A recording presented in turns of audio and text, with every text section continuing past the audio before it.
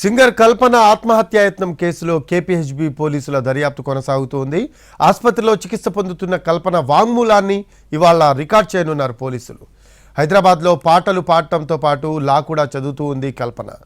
ఆమె పెద్ద కూతుర్ను హైదరాబాద్ రావాలని కోరిన నేపథ్యంలో జరిగిన గొడవతో మనస్తాపం చెంది ఆత్మహత్యాయత్నం చేసినట్లు తెలుస్తోంది. తాను హైదరాబాద్కు రాను, కేరళలోనే ఉంటానని పెద్ద కూతురు చెప్పడంతో నిన్న ఇద్దరి మధ్య ఫోన్లో తల్లి కూతురు మధ్య తీవ్ర వాగ్వాదం జరిగింది.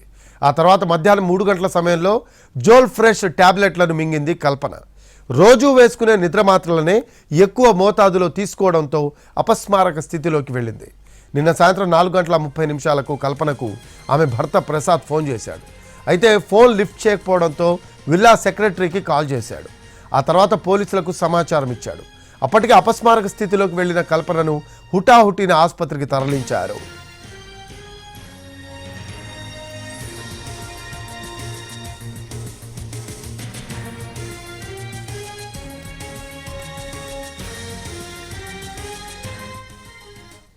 అంటే వెంటనే స్టమక్ వాష్ చేసాం. ఆవిడ అప్పటికి తీసుకొని 4 గంటలు అవుతుందని అన్నట్టు అన్నారు. సో బట్ స్టమక్ వాష్ చేసాము. బ్రీతింగ్ ప్రాబ్లం అట్లా వచ్చింది. సో బ్రీతింగ్ ప్రాబ్లం అట్లా రాగానే వెంటనే సిటీ స్కాన్ అది చేసుకున్నాము. సిటీ చెస్ట్, సిటీ బ్రెయిన్ అవన్నీ చేసుకున్నాము.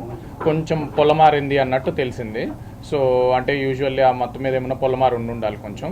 అండ్ ఇంకొకటి స్ట్రెస్ ఇండ్యూస్డ్ పల్మనరీ ఎడిమా అంటారు. అంటే ఎప్పుడైనా కూడా ఇట్లా బాడీ ఏమన్నా అధిక స్ట్రెస్కి గురవుతే ఫ్లాష్ పల్మనరీ ఎడిమా అంటారు. అంటే మన లంగ్స్లో నీరులాగా చేరుతుంది.